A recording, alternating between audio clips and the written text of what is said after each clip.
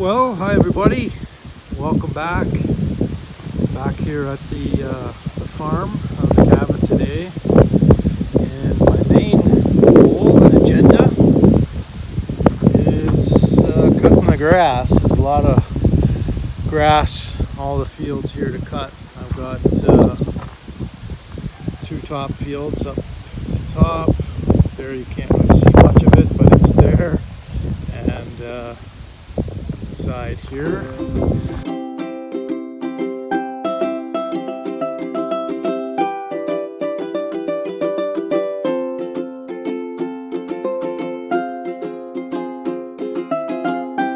Have the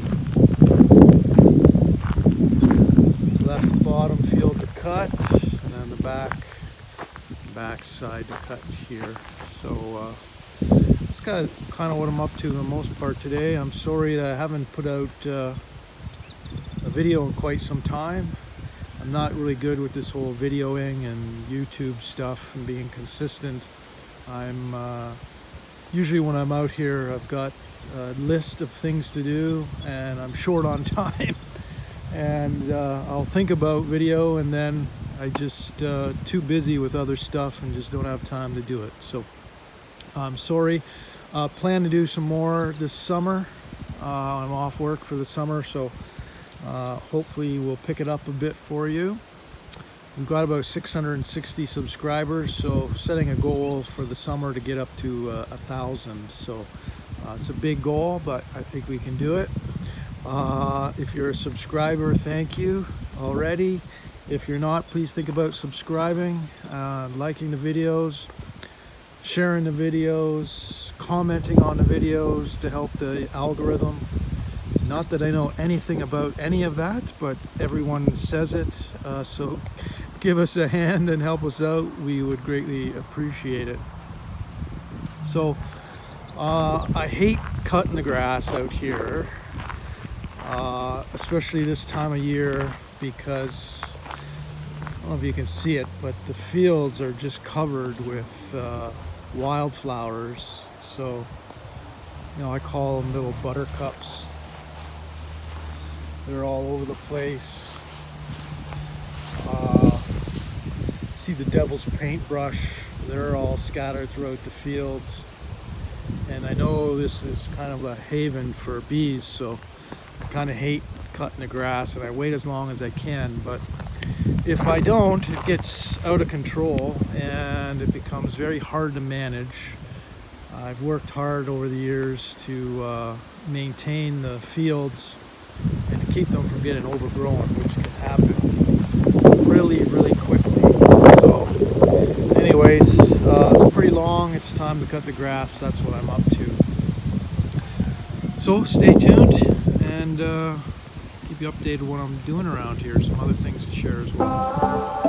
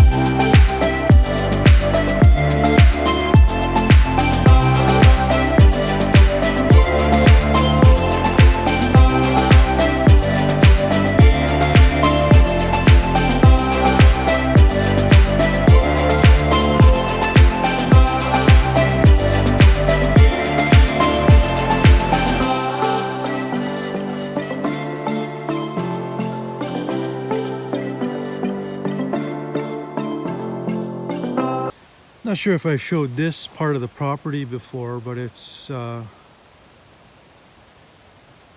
of the northwest side of the property. And there's kind of a creek that runs through this side. It's always very wet.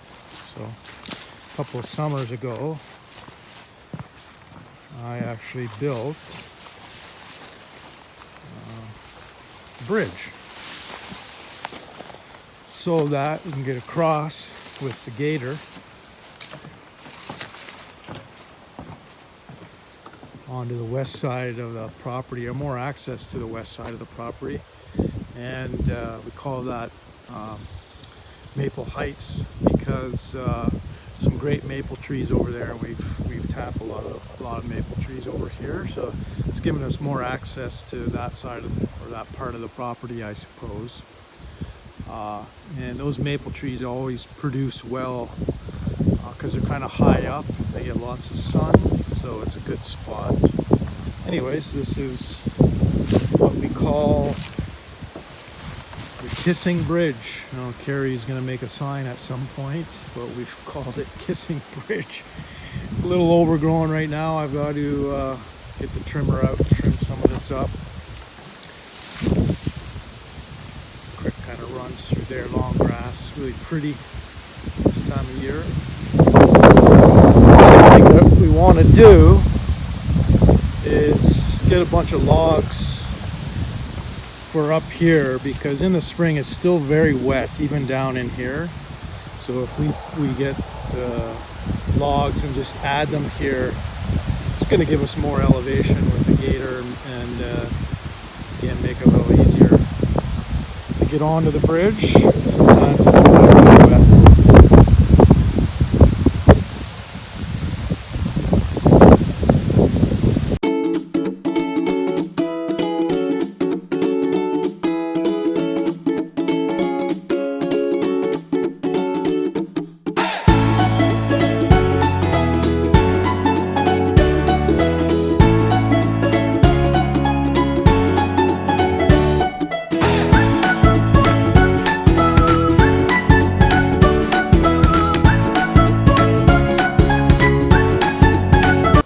We also have all over the place now. It's in a couple of the fields, tons of these, is just wild field strawberries, just all over the place.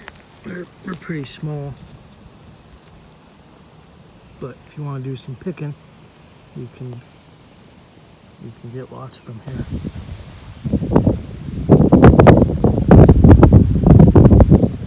So another update here, we've got some planter boxes this year. I built 4 of these. They're 3x6 each, and just out of wood I had here. This is all hard ash wood, which is amazing. Just had a bunch of it out here and decided to use it up, so it didn't cost us anything. We got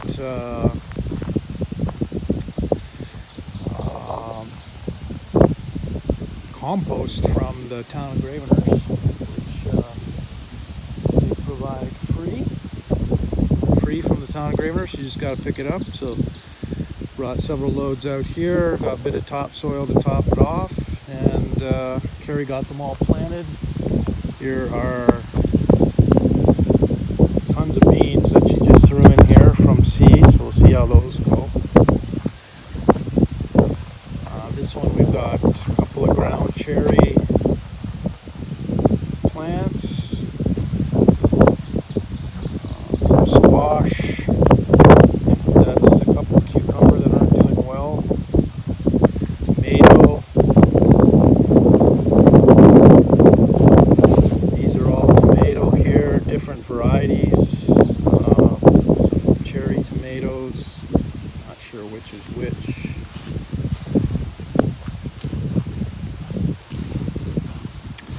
And then more tomatoes over here. This one is broccolini, a couple broccolinis, heirloom pineapple, tomato. So anyways, first time trying to plant things out here.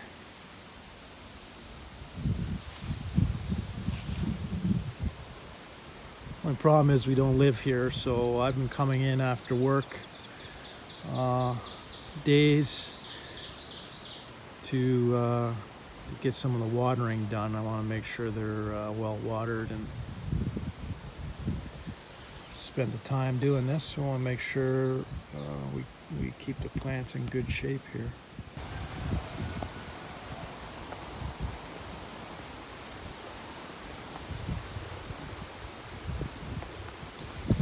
That's a Danish flag.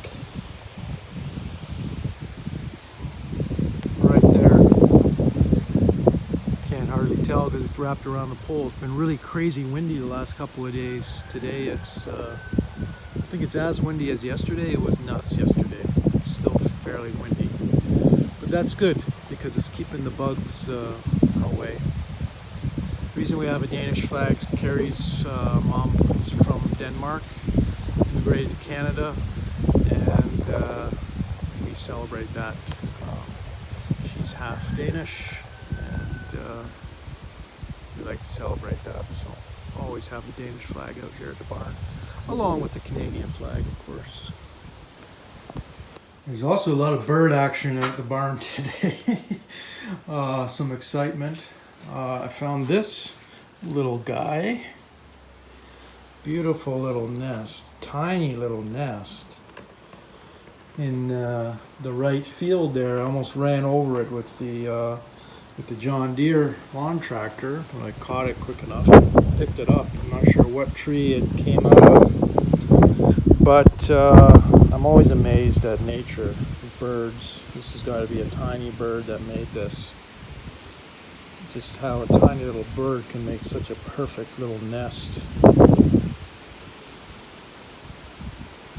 Pretty amazing. I'm always amazed by nature. The other couple of other bits. There's an apple tree up there. It's right there. See if I can get close a little bit later today.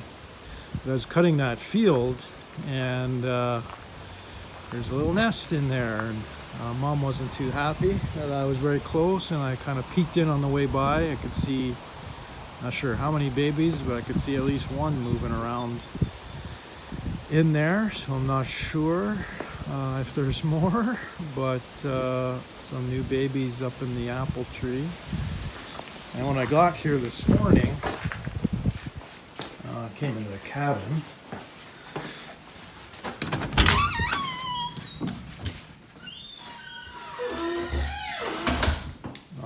Just kind of doing my thing in here, and in the corner of my eye saw movement in the wood stove, airtight. And I got closer, and there was a beautiful little bluebird in there hopping around, likely scared to death. Luckily he's still alive, so I got a tea towel, opened the door slowly, scooped it up as gently as I could and took it outside, and she flew into the neighboring tree and then flew away. So I think she's good. Got me a little bit upset, but this has happened a few times actually in the past, always in the spring. Birds looking to nest, and the pipe on the top. I get in there and having a look, and then fortunately fall down the pipe and end up in here. One time, unfortunately, there was a dead bird. So I don't think she was there long. Thankfully, I was here today and got her out and safe, and I hope she's okay. Anyways, lots of bird action today out at the property.